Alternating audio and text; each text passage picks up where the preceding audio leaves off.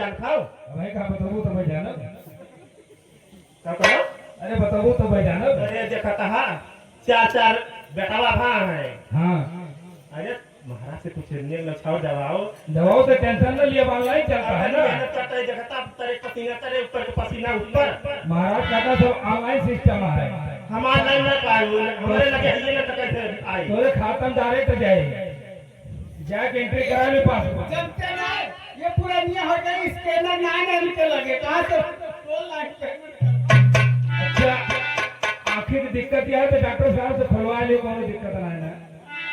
अब इसके अंदर में निकाल दोगे तो का के दोगे अरे दवा पैसा रुपया और का चाहिए चलो ठीक है जो होए तो दिन जेल के बाद ऑनलाइन सिस्टम आ जाती नहीं है ऑनलाइन वाला ज्यादा काम चलता है अच्छा हाँ चाहे जनता ना ये पुरान मनई कीपैड वाला मोबाइल चलावत थी तो कहां से स्कैनर रहे के लगे हाँ पुराना नहीं पहले छगड़ी खोलत रहे तो छोटे मोबाइल नहीं रहते रहे और वो जो नहीं है तेरे सफवा उनका बैठावे लाई है वो बूढ़ा वो भैया बहुत बड़ा कीबोर्ड वाला मोबाइल चलावत अरे तो नहीं सफवा लगा लिया ना उन्होंने जो डांस वांस करवा लिया बोलो पुराने बनाई का